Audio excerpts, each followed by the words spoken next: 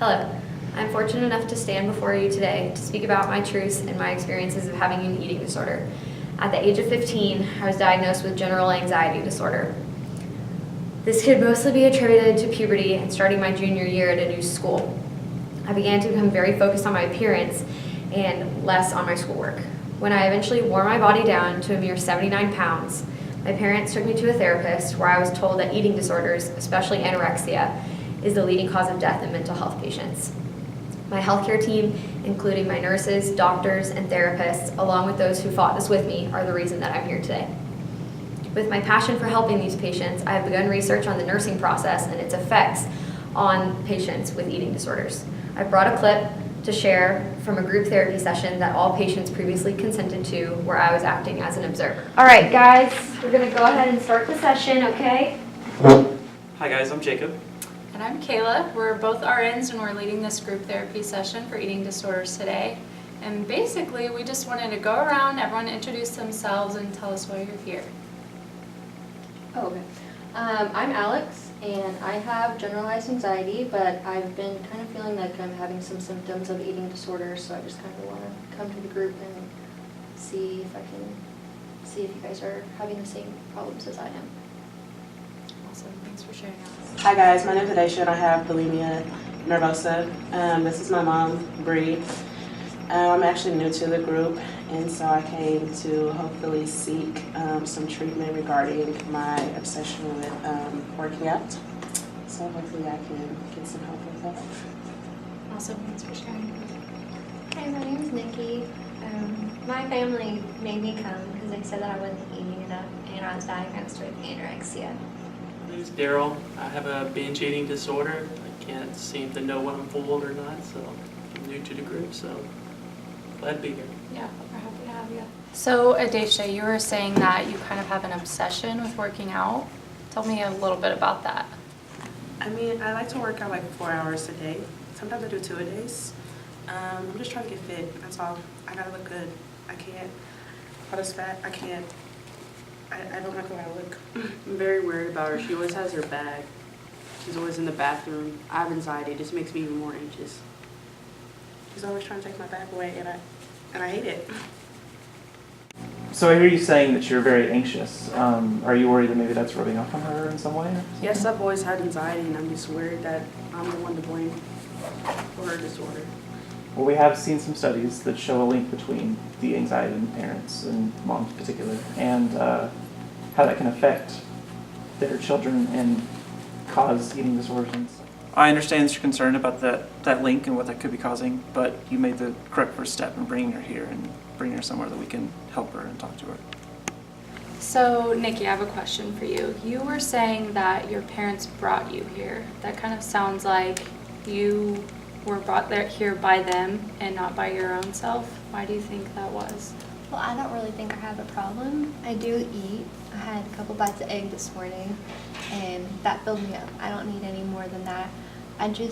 I worry that I'm gonna get fat. I just don't want to get fat. Nikki, yeah, I kind of feel the same way. Like, I have a lot of anxiety, but mine's, I'm kind of noticing that I'm like looking in the mirror more.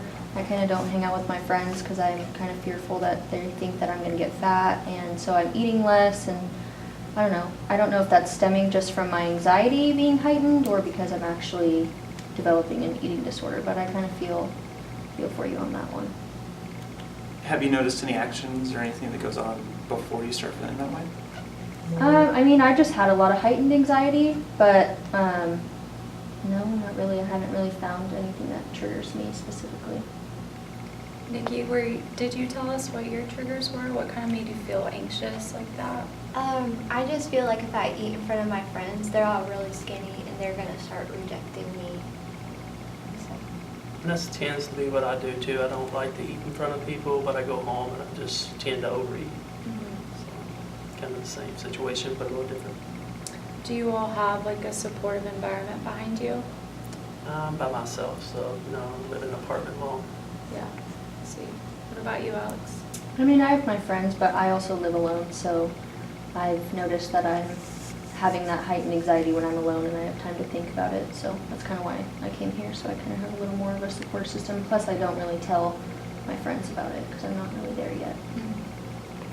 And Adesha, were you saying you like to work out because working out makes you feel better? Well, like them too, a lot of my friends are skinny, and so I'm a little heavier set than they are. So if I can just shed a few pounds, then I think I'll be able to fit in. So I do the same thing. I'll eat, and when I eat a lot of like workout bars, so it's still kind of healthy. But then I go home, and as long as I have like my lactulose or my Miralax, then I feel like I'm content. But that's kind of where I'm at. So do you all think that you're handling your anxiety in a healthy way? No. Not really. Probably not. No. So are you able to identify whenever you feel anxious, like that's causing you to work out more or to only eat a few bites or to throw up whenever you go home? Like, are you able to identify that? Yeah. I feel pretty anxious right now. Do you? Yeah. Mm-hmm. Yeah. I mean, it's hard to share in front of a group of people because you kind of have this like face you put on for the crowd, but then when you go home, you're kind of dealing with all this anxiety and worry, and it's something that you shouldn't feel alone in, but you do. You just take it home and keep it behind closed doors. But I think we should maybe try to work on some healthy coping skills when you start feeling that anxiousness and what you can do to work through that in a healthy manner.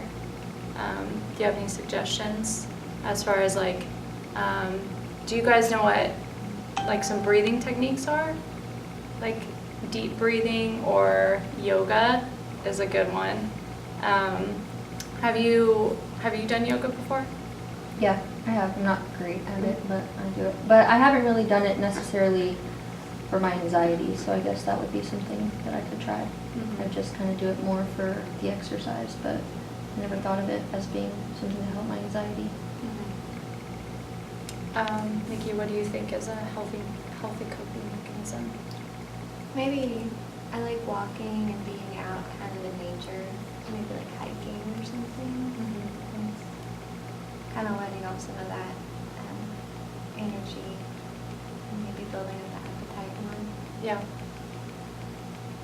What do you think, Adesha? I tend to write.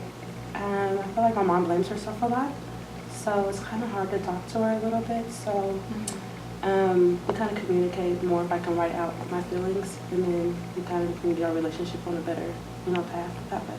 Yeah, So that's so true. That's very good. What about you, Daryl?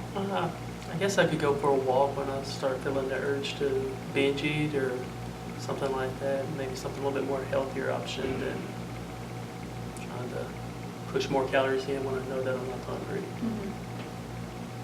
It's a good idea. So you guys have all mentioned some great coping skills, very external. It's good that you have those healthy coping skills to work back on.